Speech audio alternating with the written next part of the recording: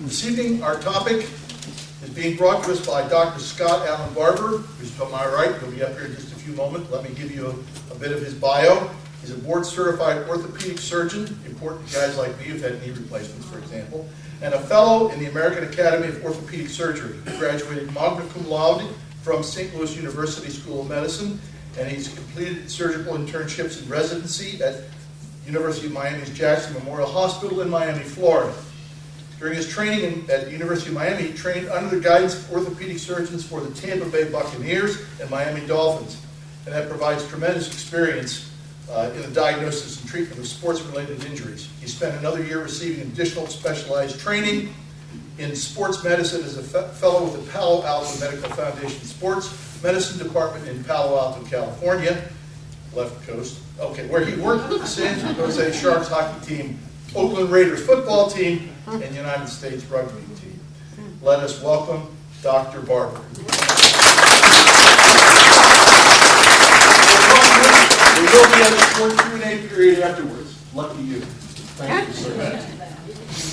I want to thank you all for having me back. As soon as I turned the corner here, I was like, hey, I remember being up here before. And I also wanted to say, this is what the Taliban wing of the Republican Party looks like. I'm proud to be part of it. Cloward and Piven, it's happening. It seems like we're in a car wreck that's going in slow motion, and you're trying to shake people around you, and nobody's listening. And I wish I had sort of a magic bullet idea about what to tell you to do to save the country, but I'm almost 50, and I don't recognize this place, and I assume many of you who are older than I am are even more stunned at what's happening right now. Plato talked about control of healthcare to control the society in Plato's Republic, and several thousand years later, here we are facing that exact thing. And make no mistake, 2014 is the year that we are implementing socialized medicine in America. And some of you may have noticed that health insurance premiums are going up. And the reason that they're going up is because the people who are actually paying for health insurance are actually paying for themselves, and a whole lot of people that are freeloading. And I don't know what else to call them other than freeloaders, because that's exactly what's happening. They mentioned in my bio that I trained at the University of Miami. And when I was down there, one of the things I noted was I never took care of an American citizen. Not that I really care about who's in front of me when I'm taking care of them. Human beings, I fix everybody that I can. But I wondered, how is it that our nation can afford to take care of all of these people from abroad? Not just south of the border, but all over the world. People know, come to the United States, get the best free health care in the world, dial yourself into their entitlement system, and then bring your family over. I can remember being a second-year resident. I barely knew how to be a doctor, and we're having a staff clinic with a couple of hundred people, and many of them there with disability forms. They put this stack of forms in front of us, and all I know is if I sign it, they'll go away, and I can get to bed. And basically, that's what happened. You got these people like me, second-year residents, have no clue about what's going on with this disability paperwork, but I have an MD after my name, so the signature carries weight, and there you go. These people are off to the races. Many times you see with these appropriations bill for defense spendings, they always attach all of these little laws that most of us don't know anything about, but a lot of it has to do with how to basically have illegal immigrants get green cards, because if you're injured, you go to the hospital, the social workers descend on you, the green cards are passed out, that leads into the disability and the whole thing. And I guess one of the things that I've learned in the last couple of years is the time for political correctness is over. My father raised me to treat every person as an individual, and that's what I try to do, but at the same time I have eyes, and I'm going to call a spade a spade. And I do most of my work at DeKalb Hospital, and most of the people I work with voted for Obama. Most of them still support Obama, and that's despite me spouting off at the mouth every single day. I have gotten cease and desist letters from the hospital to keep my opinions to myself in the operating room, which I usually ignore. I guess some of the things we need to know about healthcare is Obamacare was designed to basically be front-loaded with good stuff and back-loaded with all the real stuff so that we would re-elect this guy. And certainly that's what's happened, but 2014 is the year to pay the piper. And there's no money. I don't know if anybody's aware of that, but there's no money. No doctor takes Medicaid. No doctor pretty much takes TRICARE, and none of us are about to take Medicare. I'm already to the point now where I'm not taking any more new Medicare patients, and it's not the money. It's the money. It's not the money. If I want to sign somebody up for an MRI or do a surgery on it, the paperwork and the obstacles that they put in front of me to get this done that ties my office up with making phone calls and submitting paperwork and dealing with angry patients on the phone, I just can't handle it, and neither can any other physician. And then all of that only to be reimbursed at below my cost for caring the patient, and it's just not going to happen anymore. So we have entitlements like Medicare, Medicaid, and then throw in Social Security on top of that. We can't afford any of it. And now you're going to dispense the greatest entitlement of all time, Obamacare. It's never going to see the light of day because there's simply no funding for it. You know, Medicare is going to completely be out of money by 2017, in my opinion. Liberals will tell you 2026. Either way, what do you do? What are you doing to, give it to them? 2026, what do you do when we're out of money? Well, that gives us more time to raise taxes. I mean, I just shake my head when I talk to these people. Medicare ran a $288 billion deficit just in 2011. Just in 2011, $288 billion deficit.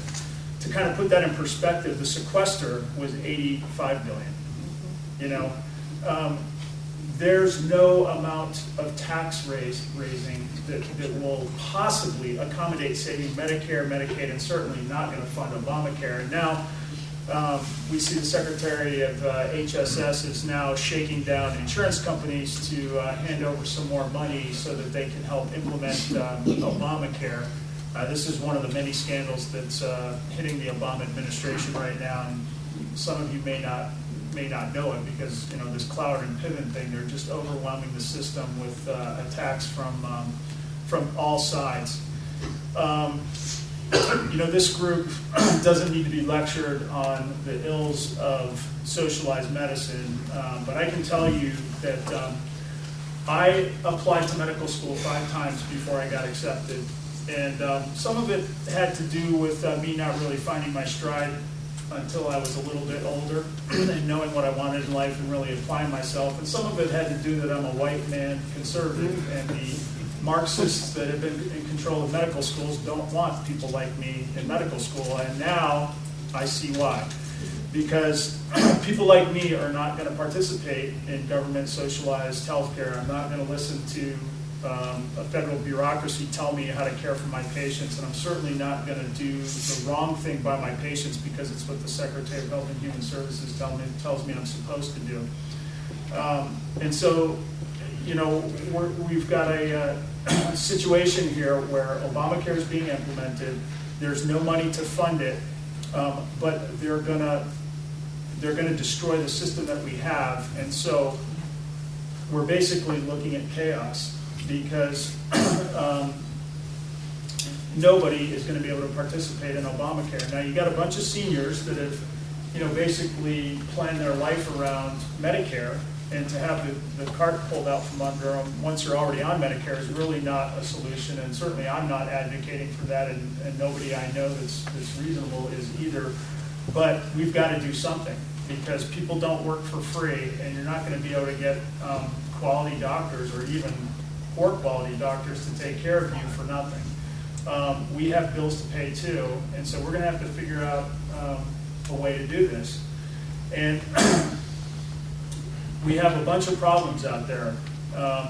One of the things is we've got about half of the states have refused to implement the Obamacare healthcare change.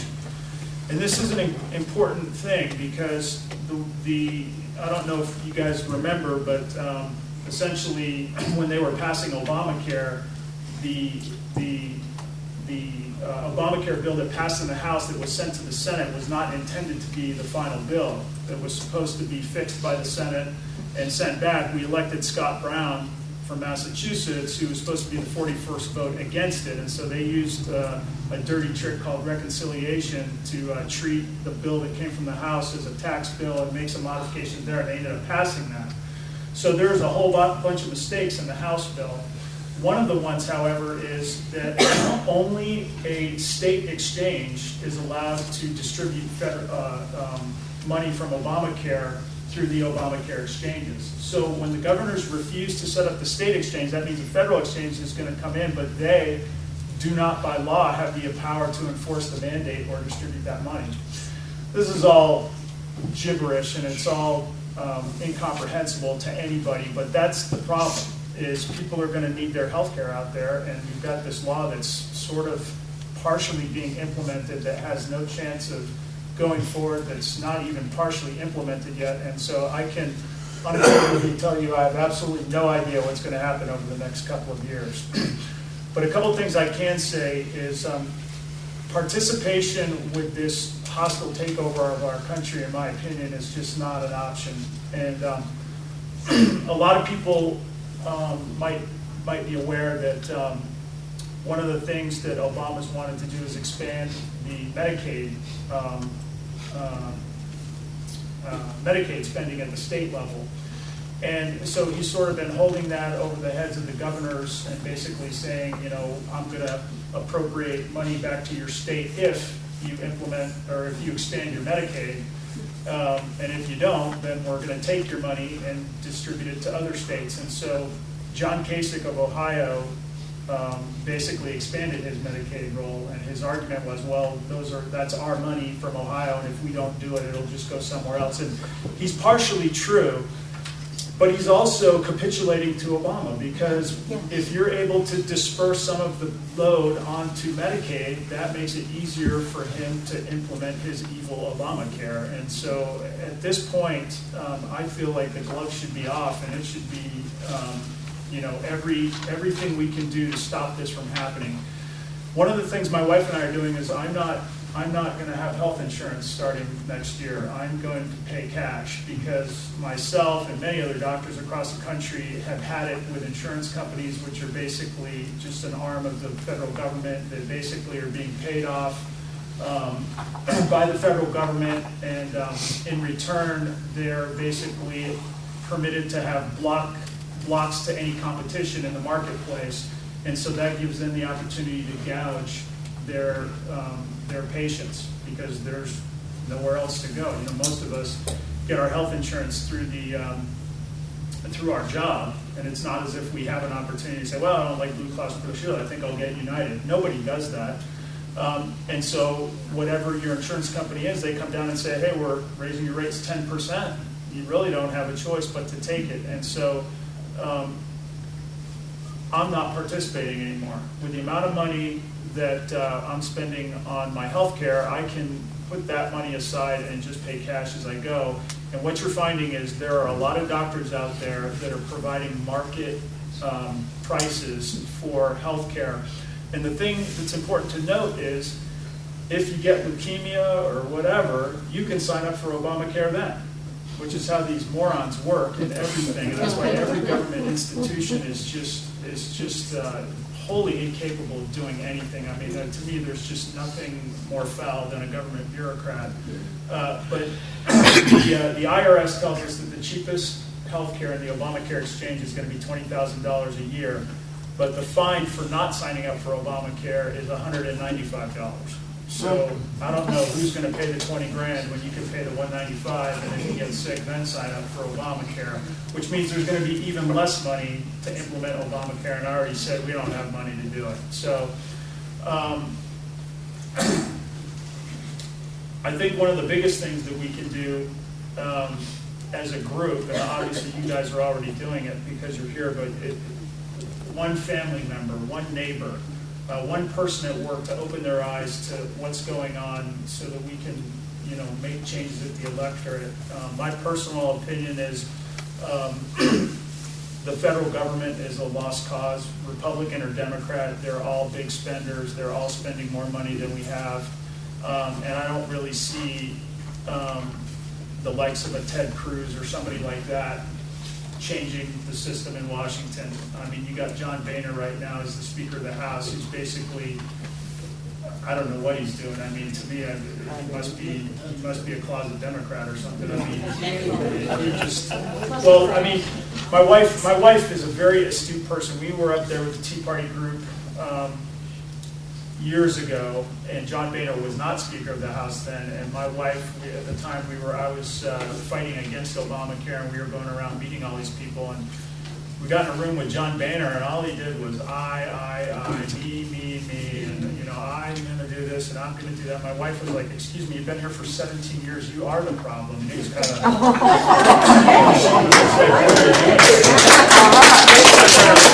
He said, well, I haven't achieved my goal of becoming Speaker of the House yet. And she looked at him like, your goal of becoming Speaker of the House. And at the time, I didn't really understand what she said, and now I get it. I mean, this man is not rocking the boat, not because he cares about America, but he does not want to ruffle feathers and risk losing the House, not because he cares about us, but he doesn't want to lose the ability to be Speaker. And so he's perfectly happy to be Speaker of the House in a dysfunctional government. If the Senate stays Democrat, he's fine with that as long as he gets to be Speaker. So we're screwed. But I think one of the things that we can do is be engaged in our local government. And from the ground up, we need to find good people who actually want to just serve their community. There's nothing that grates me more than hearing a politician talk about what they do as public service. That's the biggest joke I've ever heard. But you know, school boards, local government, just getting honest people that have another job that will go in and just you know, fight this socialist transformation of the country. The first talk I ever gave was at somewhere in Georgia. I don't even remember where it was, but there was about 6 vets over the age of 80 that already agreed with me, and I remember thinking to myself, this is a 3-hour drive that probably wasn't that fruitful. But from there, you know, I've been able to reach more people, been on Fox News a couple times, and joined other people, and you know, our group's getting bigger. Obviously, the Tea Party group has gotten bigger, and so I think if people just stay focused on one neighbor, one family member, one person at work, trying to make a difference wherever you can, and you know, like somebody was saying at the beginning, you have to get on Twitter, you have to be doing Facebook.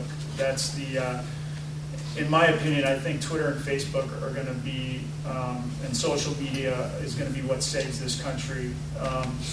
This whole Benghazi fiasco, I've known about this in every detail that I have right now since before the election. It was all over Twitter back then. There's so much more stuff that I know over Twitter that's got me even more scared about Agenda 21 and the One World Order and all this kind of stuff that seemed like complete conspiracy theory a few years ago. I used to be nervous to say I listened to Glenn Beck because I didn't want people to think I was weird, and now the guy's got 12 years of being right about everything, and so I tune into him as much as I can stand it, but I get too scared when I watch too much. So as far as the healthcare goes, I think we got 2 things to do here: is make people aware, and number 2 is protect yourself. People that are on Medicare, there will always be somebody like me that will figure out a way to take care of you. But this is, you know, this is a knife fight right now, and don't look to doctors, all of us, to help you. I mean, doctors are just as clueless as everybody else, and I sit in my surgeon's lounge, in my doctor's lounge every day, and watch these guys muse about what's happening with really no concept of what's going on. Most of them are salaried doctors, and the problem with salaried doctors is they have no concept of how their labor translates into money. And so they're all for the esoteric sort of, sure, everybody deserves health care, but when it comes down to them not being with their family because they got to take care of, you know, a drug addict who's shooting up for the 50th time, or their daughter, you know, doesn't have access to health care because, you know, the drunk driver got in his 5th accident and is consuming up all those resources, it's a problem. And so, you know, we can't look to anybody else to help us. We all have to help ourselves, and I think that's a lot of the reason that we're all here tonight. That's pretty much all I have to say. If anybody has any questions. Yes, I'm going to take advantage of the fact that I'm the moderator here, so I'm going to ask the first question. Doctor, you talk about an alternative for paying cash. First of all, is it practical for people, for a large number of people to do that, in that are physicians ready to accept cash in a way that makes sense for particularly even an older population? Not all physicians are, but it's going to happen. See, I mean, I could really go on. I always think about someday I'm going to do a radio show to really talk about politics and healthcare, because the two are so interrelated. But the problem with the costs of healthcare is that there's no market forces working anywhere in healthcare. Nowhere. The insurance companies don't have any competition in any state. You only have 4 or 6 insurance companies there, and the way they're divided up is almost the way politicians gerrymander. You know, we'll fix it so that you keep getting elected and you're Democrat, and I'll keep getting elected as my Republican, and that way we kind of keep it to ourselves. Well, that's what the insurance companies have done. Blue Cross Blue Shield, there's your cut, and United, here's our cut, and together we'll just gouge the patients. And the reason that we need to be able to do that is because there's a law in this country that basically says that anybody who shows up at an emergency room gets treated for free. And so what you do is you have a lot of freeloaders come in, and they basically set up shop in the hospital, and they kick it back, and you come in to get your gallbladder taken out, and you go, man, $70,000. I was there for, one day. And well, the reason is because you're paying for 10 or 20 other people that didn't pay anything through the emergency room. And the transparency of that is completely gone. So even me, I'm trying to set up a cash business, and one of the problems I have is I can come up with a cash price for my surgery, my hands, what I do. But when I go to the hospital and say, hey, I'm going to do a cash patient for an ACL, what's the cash price? And they go $8,000. It's like, no, man. I mean, it's an hour surgery, and it's $8,000. So what I'm doing now is I'm finding surgery centers where they're giving me hourly rates for anesthesia and things like that, so that I can put a menu up that says, if you want this kind of surgery, this is the price. Anesthesia is that, the anchors that I use cost this, my labor is that, and this is the price. And it's happening. You can go on the internet now. Medical tourism is big right now. And anybody who needs a knee replacement, I think you can go get a knee replacement for like $9,000 now. And I mean, soup to nuts. And these are not clowns, okay? These are guys like me that are the best of the best, that are just sick and tired of this insurance game here and the government game, that they're in places like Costa Rica and other places, and they're delivering great care. Do you see the government cracking down as a result of that? No question about it. There's a brawl right now. I mean, we got. I'm with this other organization called Docs for Patient Care. That's kind of like the Tea Party wing of medicine. And we've been working with Tom Price and Phil Gingrey and all the rest of that Doctors Caucus in the House. And one of the things we always tell them has to be the line in the sand is that they cannot tie our licensure to accepting Obamacare. Now, when you look at socialized medicine in Great Britain and socialized medicine in Canada, they both suck. But in Great Britain, you're allowed to contract with a doctor outside of the National Health Service. So basically, the National Health Service has no money, and people with means go to get private health care, and they get great health care in Britain. In Canada, it's illegal to contract outside of the government for your health care. And so if you're in Canada and you don't get the lottery ticket as you get to go see the doctor, you come down to the United States or Costa Rica or wherever else to get your health care. That same fight, this is, Obama and his cronies know that this is the case. And so they're constantly, trying to push this thing through, and people like me are trying to fight it.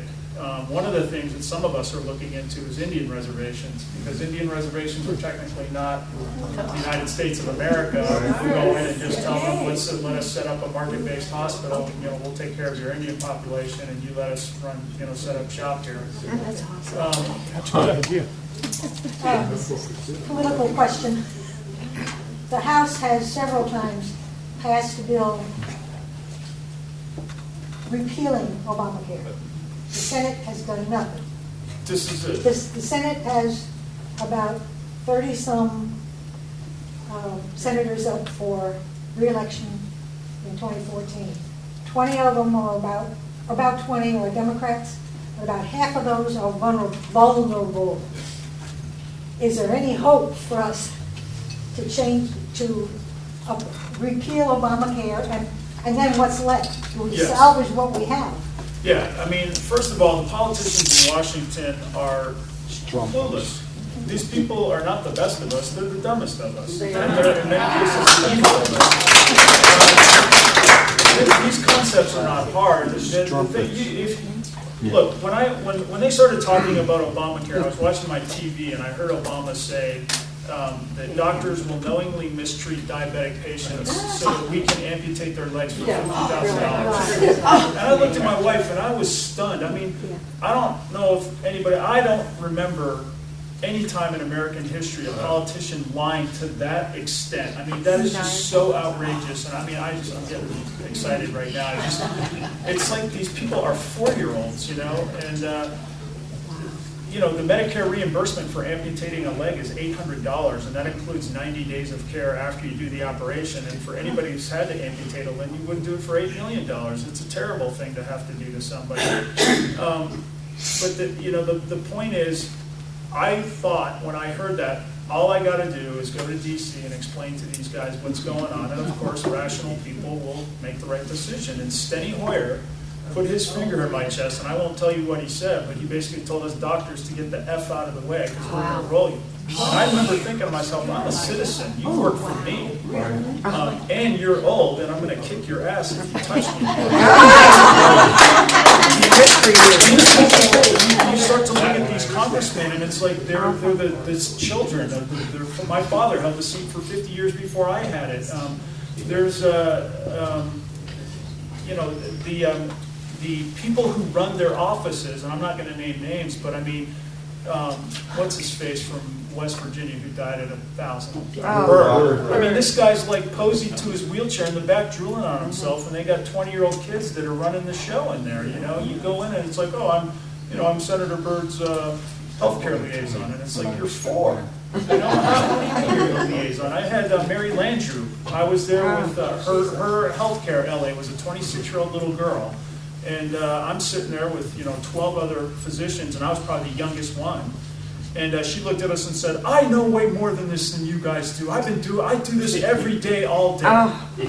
It's like, are you kidding me? I mean, these people are absolutely out of control, and that's why I have absolutely no faith in the federal government. But Obamacare can and will be repealed because it's not going to work, and I just don't see. I don't see the whole country just going, well, I don't get health care. I guess I'll just sit home and be quiet. I was just on the Surgery Center of Oklahoma, which was highlighted. That's the classic one. Yeah, as a free market system. And we had talked a lot about kind of beating around the bush around that free market system. But how about using the free market and establishing more of these centers? It's happening. I mean, is it, and then saying that these are alternatives. Okay, so I kind of got sidetracked because I'm rambling all over the place. But one of the points I was going to make like way back when was when I first got out in healthcare, I thought that my weak thing was academics. And I always thought if I could get through the academics, I have good common sense, and I can talk to people, and I have the ability to take complex things that I've learned and explain them like somebody like me would get it. And I always thought that would be an asset. And I always felt that if I delivered customer service and I was good at what I did, that I would get market share. And I just got punched in the face to realize that there is no market in healthcare. People do not care if you're good. They only care if you're on their plan. And I have seen this over and over and over again. It's like, oh, I like you, but that dollar copay, when I could just go across the street and not have to pay that dollar, I'm going to do that. So the idea of going out and saying, hey, I'm going to deliver a cash price wasn't going to work because people don't want to pay cash when I can get it for free. Once Obamacare kicks in, though, you're not getting your health care. You're going to say, hi, I'm here to get my knee replacement. It's going to be, we'll see you 2 years from next Thursday. Well, those people aren't going to want to wait. So then if they go down the street and then somebody's offering a cash price, then the market's going to work. And so we're right at the transition point where primary care is already doing it. Down in Florida, we got some guys with Docs for Patient Care that have already set it up, and it is working like gangbusters. They do this concierge medicine where basically you pay a fee to be able to go and see the doctor when you need to, and there's like a menu of services, like you get this many of blood tests and this many mammograms and this many of this and all that. And then this is what your out-of-pocket is if you get sick, and it's all reasonable.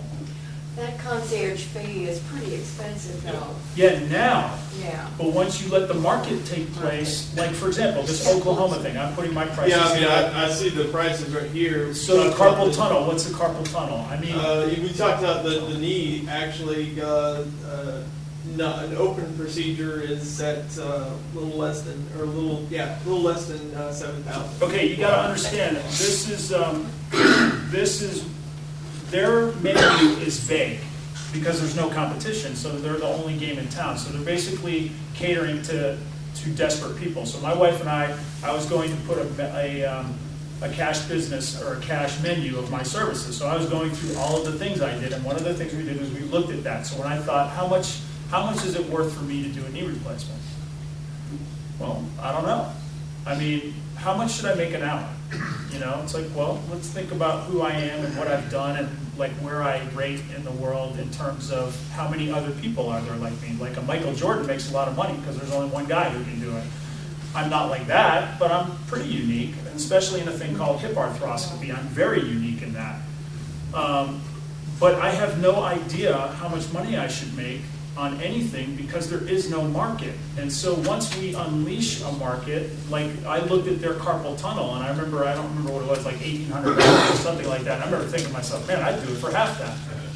So here I'll come in and say, okay, you're gonna do it for $1,800, I'll do it for $9. And somebody else will come in and cut me down, and then eventually the cost, we all know how markets work, then pretty soon it costs what it costs. And then what'll happen is guys like me, who get good at something like hip arthroscopy, you'll say, well, the guy down the street does it for half that. And I'm like, yeah, but I ain't the guy down the street.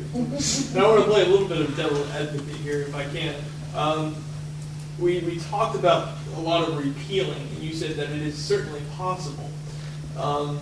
However, looking at these, we don't have to repeal something like this if we're able to establish That's right. a free market system. That's exactly right. We care less about It'll repealing be like such public a schools. garbage bill. It'll be like public schools. Yeah. All the liberals love them, except none of their kids go to them. Yeah. I mean, healthcare is going to be exactly the same thing. You're going to have to pay the fine. No, it's $195 for the first 2 years, and it goes up to $2,000. Right, yeah. I'll pay the fine, just like I pay my property taxes for public schools, of which my kids will never see the inside of. And my second prong approach, and I'll shut up after that, is there an attack on these associations and these businesses right now to shut them down, or? Well, there's always been an attack. Like, for example, the reason I don't already have Scott Barbour Orthopaedics with my face and lights and my advertisement is because in the state of Georgia they have a thing called certificate of need. So basically, I have to go to a government bureaucrat. You might know how they work. The Tea Party patriots have been having difficulty getting their tax exemption. You might have noticed or heard something like that. Well, the same thing happens in the certificate of need. See, if I go out there and I build a better widget and people start coming to see me for their surgery, you're not going to go to the hospital. And if you don't go to the hospital, then the hospital can't steal your money to pay for the other 10 people that have come in through the emergency room. So we can't have that. So what we're going to do is we're going to make it impossible for doctors to own their own hospitals. Because if I owned my own hospital, it would not have an emergency room. See, we're going to make that illegal. And so there are these roadblocks to physicians having private medicine that guys like me are trying to figure out how to get around or how to be. And it's never really been possible, and I've never really had the impetus to it because I could make an okay living working in the system. But now that you've taken my whole business and turned it all into Medicaid, well, I'm not playing that anymore. I mean, Medicaid is undoable. And the other thing, too, we have to understand is when I was down in Miami, I never took care of American citizens. And one of the other things I also noticed was I took care of a whole lot of people that wiped out on their yachts and got hurt, but they didn't have health insurance. And I'm always the greatest person in the world before they get hurt. But once I fix them, somehow they never show up again. I went through and did my numbers for last year. I do this thing for cash paying patients where you do half up front and half on the back end. Not one single cash patient has paid me any part of the second half all of last year. we have an attitude problem in this country. You know, everybody really does believe that they're entitled to health care, you know, and people will easily, you know, no problem dropping 50 grand on a car. But man, if I have to drop 10 grand to save my life, well, this is outrageous, you know. We have to change people's attitude. Medicine costs what it costs, and this idea of healthcare being a right is ridiculous. I'm always looking at myself in the operating room. There's me, my assistant, my scrub tech, my circulator, the anesthesiologist, their CRNA, the people that wheel the patients in and out of the rooms, the nurses that take care of the patients in recovery. I mean, there's the janitors that turn the rooms over. I mean, there's a zillion people that go into my ability to be able to operate on somebody, and they all have a cost. There's no cost containment in medicine, zero, none.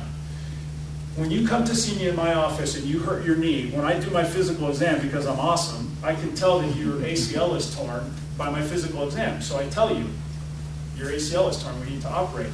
And what I get is, what about my MRI, doc? What do you mean? It's like, I want my MRI. Didn't you hear me? I don't need an MRI. I can tell that you're, what are you, an idiot? I paid for my insurance, man. I want my MRI.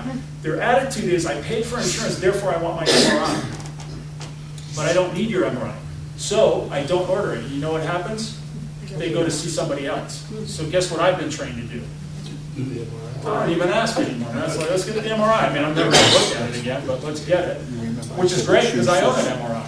So let's send you through that, and I'll bill you for that. And Medicare says, yeah, let's pay the MRI. No problem. That's approved. But if I were to offer something like a hip arthroscopy that I guarantee could help your hip, well, some bureaucrat at Medicare says, you know what, that's not approved. You know, it's just so insane. And the thing is, if you could get your MRI, like in the world that I want to live in, if you really want your MRI, I want you to have it. It's going to cost you $100. Doc, give me that part again about me not really needing it. Let's talk about that again. That would happen, and that does happen.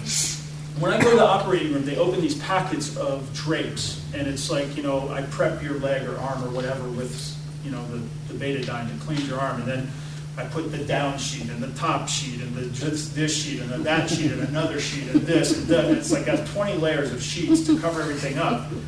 For what purpose? And that stuff costs money. And I mean, if you know, I go and I trim your toenails, I put all that stuff on. Nobody cares about the cost. When I go to fix a rotator cuff, I stick in as many anchors as I can. The rep is in there going, Doc, can you squeeze in another one? Sure, let's put in another one. There's no cost containment here. And so that in and of itself is what's leading to the healthcare or health costs just skyrocketing out of control. Is, you know, I always liken it to, I remember when I used to go to camp as a kid. You know, it's like you go to the cafeteria and it's free.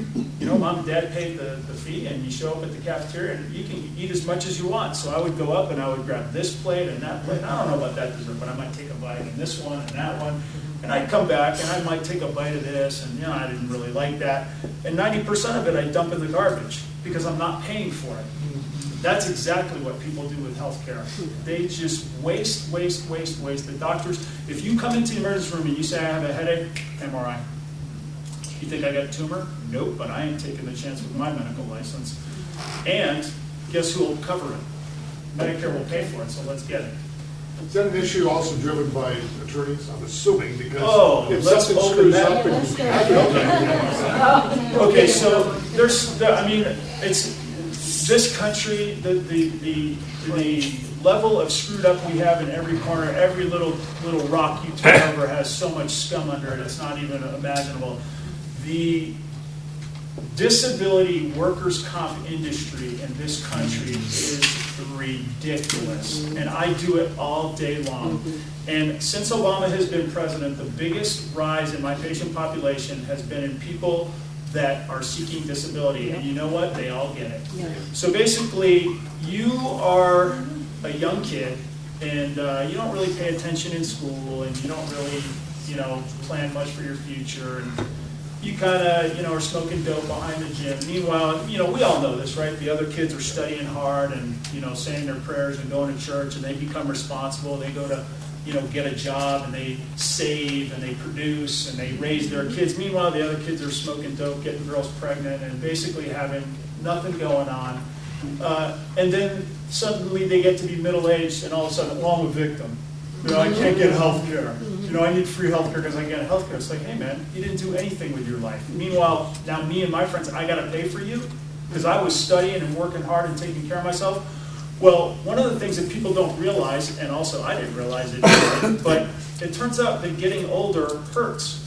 And doing a job like working I used to work at a moving company when I was in my 20s. And, you know, I used to be mad, you know, the middle-aged guys that were there for a long time. It's like, Scott, why don't you and Joe hump the furniture and I'll do inventory again. And I always be like, why do I always have to hump the furniture? You know, it's like, I'm not an idiot. I can see that doing the inventory in the air conditioning is way better than humping the furniture in 100-degree heat. Of course, I didn't realize that he's 50 and I'm 20, and humping furniture when you're 50 is not that easy. Well, what happens is people go to work and they realize, like, man, this laborious job that I have sucks. I mean, it sucked when I was 25, but it really sucks now that I'm 50. And man, if there's just some way I could get out of this, you know what, my knee hurts. So what they do is they say, hey doc, I tripped on some lint and I hurt my knee. And so they come to see me, and if they file a workers' comp claim, it's like, you know, they go to their workers' comp adjuster. I was, you know, over in copying, and I tripped over some lint and I've hurt my knee. All right, well, that's fine. Let's send you to Dr. Barbour. So they come in and see me, and I say, okay, what happened? Well, I hurt myself at work, doc. Did you put that down? At work. I was at work. But write that down. And I hurt my knee. And anyway, it was work's fault. They made me do all this stuff, and it just wasn't right. And they didn't even give me crutches. They didn't even give me a wheelchair. They didn't even give me a ride to the hospital. I had to do it all on my own. Anyway, did you get it done that I was at work? So I take an X-ray, and it's like, we have arthritis. Well, my knee never hurt me a day in my life. And I was like, well, it hurt you today. But I never hurt. And so I say, well, you have arthritis. So sometimes workers' comp will just approve it and say, fine, we'll pay for your total knee.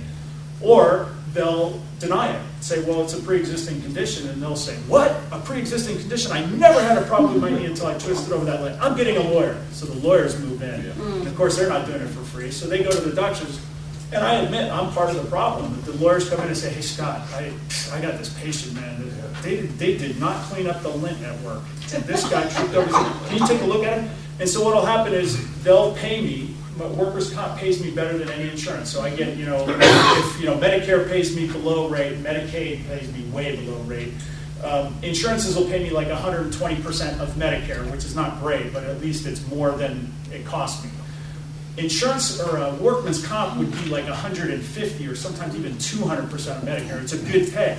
So it's in my interest to say, well, did you get it hurt at work? Well, if I say they did hurt it at work, that means workman's comp will pay me 150% of Medicare to do their knee replacement. And if I say it didn't happen at work, then I don't get a case and they don't get their knee done. I mean, I really am doing them a favor. I mean, they deserve a knee. I mean, it's the rationalization thing. Or what'll happen is it'll get denied, and then even better, they'll both get lawyers. And what's even better for me is now I get to get depoed. How much do I get paid for a deposition? $1,500. Dr. Barbour, is it even possible that it could happen? I mean, anything's possible. And then, the guy over here, it's like, is it more than I can't reuse the phraseology. It's always like, is it, greater than the propriety of the possibility that it could have been more likely than not? But it's like, what? I mean, there's this back and forth, same question over and over again, just differently worded to try and get that aha moment where, you said it was possible. This goes on, all over the thing. And the thing is people think it's free, but it's not, because we all cover the cost of workers' comp. And since everybody thinks it's free, the lawyers are getting paid, the doctors are getting paid, all of the patients that didn't pay into the system are getting out way more than they put in, and it's just another way that we're just rotting and circling down the drain. If they repeal Obamacare, say in Georgia, what effect does it have on all of us for Medicare? That's a great question. Nobody has any clue, and I've been screaming at my radio and TV since this all got started. There is no Medicare. Because there presently is no Medicare. We're trying to get signatures to repeal Obamacare, as well as other states. Say we're successful. But let me put it to you this way. Medicare's done already. I mean, I don't want to hurt anybody's feelings. I don't want to make anybody feel bad. I don't want to get people mad.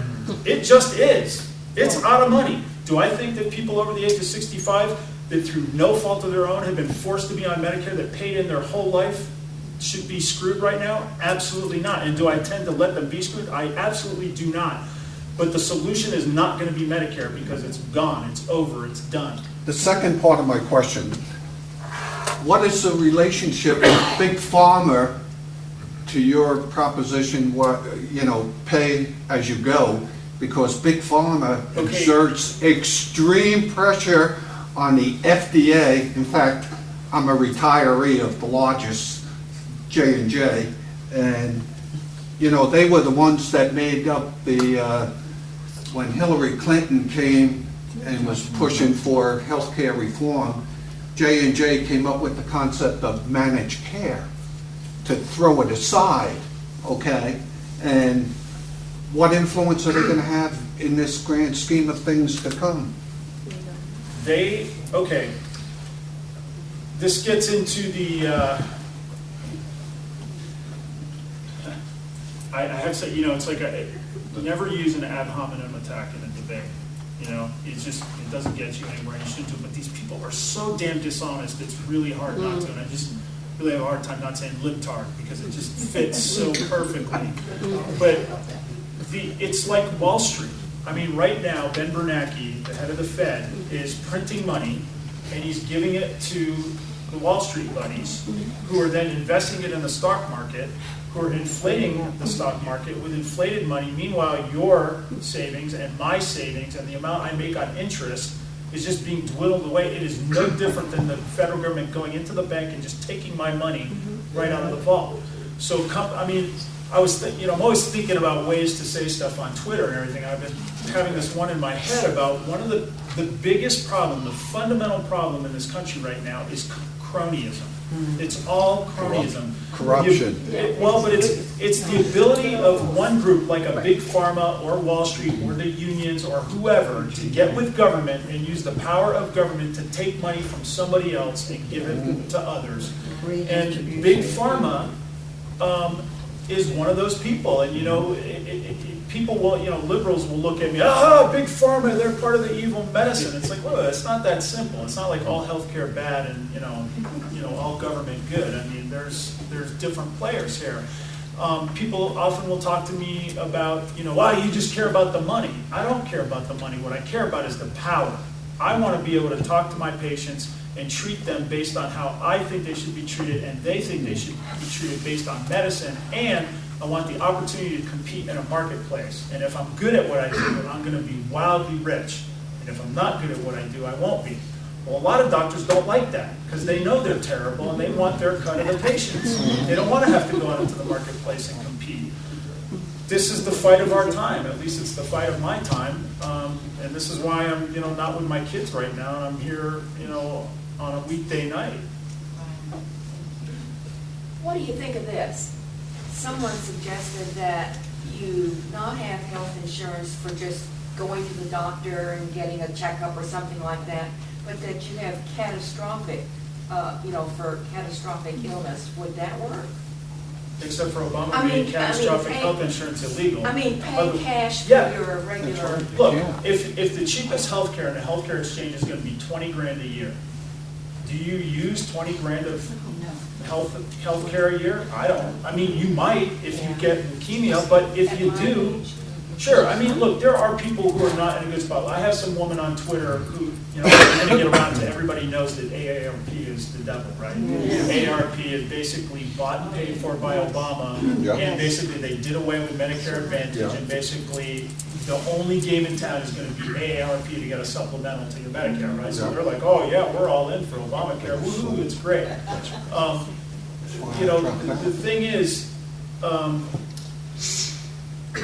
if you, anyway, so there's a woman on Twitter who's telling me that, I'm at that age and I can't, I told her to do AMAC, and she's like, AMAC costs this much and AARP costs that much, and I'm not in a position where I can fight. I'm ill, I'm older. Okay, I get it, you can't fight, but I can. And we all have to make that decision for ourselves. But there is no panacea here. And the thing that makes me so angry about John Kasich and what he did in Ohio with expand, I understand the pragmatic thing of what he did, but this time is over. This is game on. This is it. You know, in my opinion, the country is done if you don't stand up and fight right now. And him expanding those Medicaid rules basically made it easier for Obama to complete his socialist takeover. And I don't give a damn that he's going to save money for Ohio. You know, what about Georgia and these other states? Right now, every single state in the nation spends at least 25% of their budget on Medicaid. And at the end of the day, Medicaid isn't even insurance. It doesn't do anything for you. It's government health insurance is going to be like the lobby game. And this is something you guys should go and check out on the internet. How many people do you think are affected by HIV and AIDS, like as a percentage of the population? Like a lot or a little? Like nobody. Nobody has HIV and AIDS. What disease do you think has the highest government appropriation and funding? Because it's all politics. Oh, you're not going to give us money? Well, wouldn't we just love to put out there that you're a homophobe, and you're a hater, and then you get these politicians, no, we love HIV and AIDS, here's all the money. It's not mine, but you can have it all. You know what gets the least? It's prostate cancer. You know why? Because it affects Old men. old what men? Old white men. Really? Okay, do you think that the NFL wants to wear pink when they're playing football, the gloves and all, you know, everybody's like, oh, the breast cancer thing, oh, it's so sweet. No, it isn't. That breast cancer people are going out and shaking people down. Oh, you don't want to support our breast cancer? Well, why don't we just put a little campaign together about you being anti-woman and homophobe too, and racist. Okay, we'll wear the pink. Man, this country has gotten so out of hand with political correctness and cronyism and wealth redistribution, and you know, it's all of these entities are using the power of government to steal from the productive to give to the non-productive, and we just have got to stop this right now. Barbour, you know this, of course, most people here know. We're EMRs and the volunteer firemen, and we do virtually all of our med calls of people who are basically too lazy I want to ride. to just drive. We have frequent flyers that are at their house every single day. They like take them to the hospital, and they just, hey mom, how can I let's wait? And it doesn't cost them a thing, and then the county loves it because the county gets reimbursed by the government. And one of those ambulances running is the only county service in this county that's making money for the county. So as long as we're plugged into the government's going to shower money for us to run these people back and forth to the hospital. Nobody goes to the emergency ward. Why bother? Dial 911 and we'll send you an ambulance to your house for the same problem. And this will continue as long as we can continue to run $1 trillion deficits. Why do we not think that the government can just not run $2 trillion deficits and cover these costs? I don't not think that he can do that. I totally think that's his plan, but I don't think it's not going to happen forever because look, it has been going on forever. How? No, it hasn't been going on. It has not been going on forever. It's been going on for 100 years. But because it's gone, look, I was at a Medicare. I was at my academy, the Orthopaedic Surgeons Academy, and this guy was giving a talk like 10 years ago, and he's talking about Medicare and basically describing what's happening. And I just remember thinking, man. And I remember he made this statement. Something that can't go on forever won't. Yeah. And I remember thinking, And I went on, I was like, you guys want to go get a coffee? Now it's like, that's all I ever think about. It's like, well, just because it's been going on for 50 years or 100 years doesn't mean it's going to go on for 110 years. And look, if you take something like money, it's the simplest thing of all, but ask anybody what's money. Silver and gold. Well, that's right. Money is something that has value. Back in the 10th century, people used to I want that Coke, I got a pie, you want to trade? That got to be cumbersome, and so they traded gold. It's like this much gold equals that Coke, and then it became a hassle to do gold, so they went to banks, and banks would give you a note, and that note said you deposited this much gold, and it's easier to pass around. Well, around World War I and all those powers that be or whatever with the central banks and all this kind of stuff, they started gaming the system. And so the elitists have basically been doing what the Fed's doing, which is printing money. And the only reason the dollar doesn't collapse is because we don't really have a sense that our money's not worth something, because it's always been worth something, so it'll always be. But, my father gave me a 20 when I would go out in high school, and I could take a girl to the movies and come home. Some people laughed. Like, I remember when it was, $1. But why is that? Why do we accept it with every? When I got out of college, it was like, man, if you made $100,000 a year, you just a yacht and a mansion. It's like now I'm like $100,000 a year. How do you even live on that with kids? And the reason is because they're diluting out the money. Well, the same thing is happening. The healthcare system, Obamacare, is going to make that happen so much more rapidly. And ask yourself the question: what happens when the California public employees don't get their pensions? What happens when, hi, I'm here to get my pension money? Sorry. Civil unrest. So they're going to Washington, Washington bail them out. Okay, well, but what are they going to bail them out with? Oh, but that's the next question.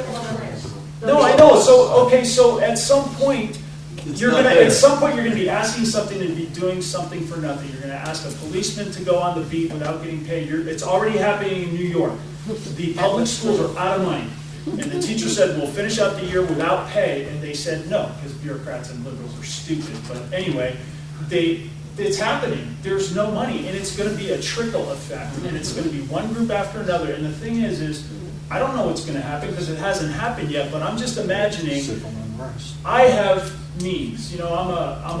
Fortunately, when I was young, my father told me, Scott, you're in 10th grade, but you need to think about what you're going to be when you grow up, how much money you want to make, what kind of job you want to be, you want to work with your hands, indoors, outdoors, all these things. And I thought about it. And I remember thinking, I want job security, I want to make enough money that I don't have to be worried about my bills because my parents fought like cats and dogs over money, and I really didn't want to have that situation. I don't really need to be rich, I kind of, I want to do something that's challenging, all these things, and here I am, and it worked out for me. Like, I planned ahead, I worked hard, and so I'm in good shape no matter what happens. Like, people always, oh, doctor, we're worried about you. Don't worry about me. I'm going to be fine. But what would I do if I was 25 with tattoos up my neck, and my kids are crying, and they can't eat, and I can't get to my drugs? And I don't have money. I mean, what would you do? I mean, I don't know what's going to happen. Now, What do you think is going to, okay, back to the second, what do you think is going to happen to the medical system over the next year and a half as an Obamacare system? What are we going to see headlines next year? Are they going to start imposing mandatory work hours and you drafting nurses into work quarters? okay, first thing that's going to happen, these are the things that are already happening. I can't understand a single primary By the way, care this is the last question. Yeah, I can't understand a single primary care doctor at the CAB hospital. I don't know what country you're from, but I don't understand a word you're saying. So, American doctors like me, no way I'm going socialism. I'm not going to be a socialized doctor. I'm not going to do what a bureaucrat tells me. But somebody from Zimbabwe would be happy to do that. Nurse practitioners, I heard somebody make this comment. Nurse practitioners have the same training as a doctor. Well, my 10-year-old son has the same training as the world champion in karate. So let's just have him do the fighting. I mean, this is so absurd, but it's happening. And the thing is, I always tell people, like, a lot of medicine is simple. A lot of medicine is the routine flight, but I'm not paying for that. I'm paying for Sully to land me on the Hudson. That's what I'm paying for. And the thing is with doctors, that happens more than you think. You know what I mean? Most of the stuff I can do with my eyes closed, but then every now and then, more than every now and then, fairly often, stuff comes up that's not run-of-the-mill. It takes experience. And the thing is, I know this, which is why when I go to get my eyes checked, I never go to an optometrist. I always go to an ophthalmologist. Because there's a difference between a doctor, of the eye and a technician. Can the optometrist do most stuff? Yeah, I mean, they can fit your glasses and this and that, but it's worth it to me because I know the difference. So they're going to put these physician extenders in. The next thing they're going to have to do is they're doing these things called accountable care organizations. The biggest thing that's happening in healthcare is rationing, right? There's no money, there's no doctors, so all there is to do in a socialized setting is ration. They're going to ration it through bureaucracy, so they're going to make it hard for you to find a doctor, they're going to make it hard for you to get in, and then they're going to just ration by availability. So like right now, I can do 10 or 15 cases of surgery on a day, but pretty soon that'll be gone. I'm not going to have 2 rooms with 2 teams going back and forth. They're going to say, you can do 4 cases. Another thing that's going to happen, like right now, if I get called on a Saturday night, like this past Saturday night, I'm going to come in, and because I want to earn your business, I'm not going to make you lay there with your broken hip. I'm going to do it right then and there. My girls, they're going to be upset that daddy's not home, but hopefully when I do your hip, you're going to say, man, Dr. Barbour, you came right in, you took care of me that night, and man, you know what, I'm going to go back and see him when my knee hurts, and I'm going to tell my family to go see him. when that doesn't matter to me anymore, I still care about you the same, but not enough to do your hip that night. I'm gonna do it the next day, and you know what? I'm gonna have to get in line behind all the other doctors' patients who also didn't do it at night, and there's gonna be a backlog. And grannies and grandpas are gonna be laying in beds all over this country with broken hips, waiting their turns to get it fixed, and there's gonna be nothing you can do about it. Now, HMOs crashed and burned, big time. People hated them because it rationed care. Accountable care organizations are what they're doing right now, and that's gonna be way worse than HMOs. So, you know, what's gonna happen next? I mean, hopefully people like us are gonna make a difference in elections, and we can get some of these clowns out of it, but a lot of it is just education, you know? You've gotta get citizens to know what's going on and not buy into One this. quick, that's Let's it. get the citizens. Thanks for coming tonight, Doc. There you go. Who do we, in your opinion, who do we get behind? Who is our ally in the political scene? I mean, almost, it's like, you know, I'm not gonna pull punches now, I'm gonna say what I think, you know? But Tom Price is a good guy, and he thinks right. Like, when you sit down with Tom Price and you talk to him about what do you think's going on, he'll tell you, you know, we're overspending, you know, we got an entitlement crowd, this and that. But at the end of the day, he's a politician, and he's third in line he's third in line in the House. So he's powerful. And so I can see him making decisions that are not really in line with what I would think, but in line with his political aspirations. So part of me says, man, he's a rat too. And I mean, I like Tom. I mean, I don't mean to say it like that. A little bit I do. But at least if he gets into a position of power and has the ability to make the right choice, he will, because he gets it. But I still look at him like a politician, like I don't trust him. And I don't trust any of them. And I guess one of the things I'm looking at is Washington is done. These people, I mean, you think that two Bushes and all the Clintons and all this stuff happens because those are the best, and Jeb Bush now, because these are the best people available? No, there's a machine that just puts these people in place. There was something I saw on Twitter not too long ago that looked at the whole history of presidents in our country and the few families and machines that they come from, like every single president, and just how the powers that be, you know, it's that Chicago machine, it's your turn. You know, Romney got to be president. Who wanted Romney? Anybody? No, but it was his turn. So in my opinion, Washington is lost, and my hope is they're too far away to do with what's happening in Cumming, Georgia, or Jasper, Georgia, so I'm going to be on top of my school board members. Oh, that's the one thing you got to know about. Is anybody aware of the Common Core? No kidding. Yes. Cloud and Pickens, That's man. The Common Core. Geared toward the moron. And the thing is, that's the local level. That's where you got to go into your public schools. You got to go to your school boards. And look, I had some lady who's a Tea Party teacher in Missouri come. She was playing devil's advocate with me. What, you know, what's so bad about Common Core? And I sent her back and I was like, hey, look, man, if you're trying to be a wise guy, I don't have time for you. But if you really are serious about this, you need to learn about Common Core. And she direct messaged. She goes, no, I'm serious. I'm a conservative. We're doing English and science right now. Wait, English and math. And I don't see anything communist in it. Yeah, because English and math isn't communist. But English teachers are going to be teaching the Constitution, not social studies or history teachers. And the reason is because English teachers don't know what they're talking about, even more so than public school social studies teachers and history teachers. And so they're going to be able to teach living and breathing crap with the Constitution a lot more easily to the students. Then, what they're doing is what libtards always do is, let's not try it out, let's pass the system for the whole world, and then, you know, if it doesn't work, well, we'll fix it as we go. Well, they're going to get you to buy into the math and science. Oh, it's Common Core, it's just standards, it's just making sure everybody's up to snuff. Yeah, right. And then what's going to happen is, once the Common Core for science and math already is adopted, don't you worry about the social studies. That's going to be coming later. We're on top of it. And then once it's already adopted, that's when you get the social studies of, we had slaves, we killed all the Indians, the end. It is going to be communism. This kid in Florida who came home and said, Mom and Dad, I'd be more than willing to give up my constitutional rights for security. That's Common Core. There's in Texas, all textbooks come from Texas, and California and New York, I think, but mostly Texas. And so there's basically a few communists that are in charge of writing all of our history books and all of our English books. And I mean, I see this stuff on Twitter all the time where it's like, you know, pushing the gay agenda by, 2 + 2 is 4, and it's like 2 gay people. They have spreading the wealth, things that are just so over the top communism that you're just like, you've got to be kidding me. This is Common Core. This is happening, and this year. So we got Obamacare this year, and we got Common Core this year. And man, they are on the 1-inch line, and we're doing a goal line stand. And I mean, if we don't stop them, I don't know what's going to happen. Now, the one thing I do believe is there's never the end.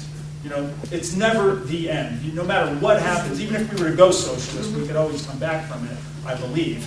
But it's going to take people being focused. Right now, you can't just shake your head at the TV set. You got to get involved. Go to your school board. I understand that Governor Deal has already taken millions of dollars from Bill Gates for It's this. a payoff, absolutely. And I heard also that it's really not he that did it, but it was Purdue, it started with Purdue, but ended up, Deal got all this money, the millions, to go into this Common Core, and here's Microsoft is going to supply all of the computers and all of this. They have this thing called maintenance of certification in healthcare. Okay, so basically, I can't even tell you the number of tests I've taken in my life, like 1 million. When I finally finished, I had to, take in med school, boards 1, boards 2, boards 3, in residency, boards 1, boards 2, boards 3, oral boards. It was just like test. So when I got out, I had to take a written test for 2 days in Chicago. It cost me a bunch of money. I spent my life studying, did months and months and months. Then, 2 years after I was in practice, I had to collect all my stuff for 1 year, send it to a central place. They looked at all my cases, picked out 12. I got to throw 2 out and go 10. I had to fly to Chicago and defend my 10 cases to 3 different people multiple times for 2 days. And they're yelling at you and this and that. So now I finally became an orthopedic surgeon. That's what made me board certified. Now, they came out with this thing called maintenance of certification. So I have to get these thing called CMEs, continuing medical education, which is total BS. It's just me pulling out my wallet. Here's more money. I got to go to the American Academy of Orthopedic Surgeons a couple of times a year, or every couple of years. I got to pay them $1 zillion so that they give me a little certificate.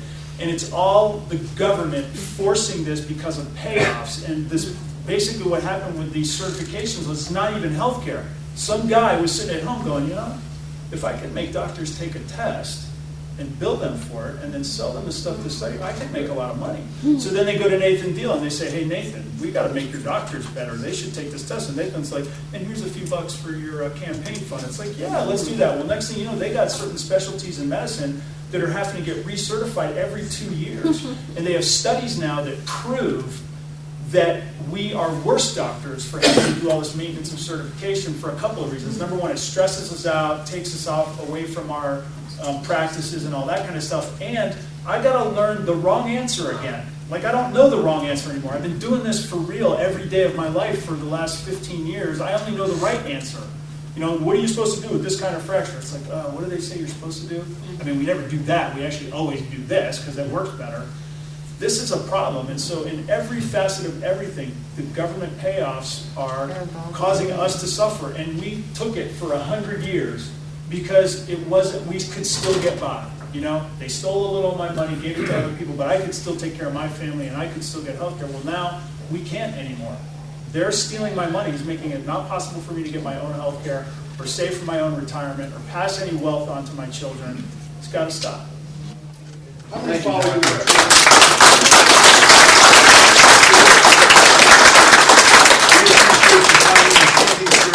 We appreciate you talking to us and all the time you spent. Thank you very much. Twitter.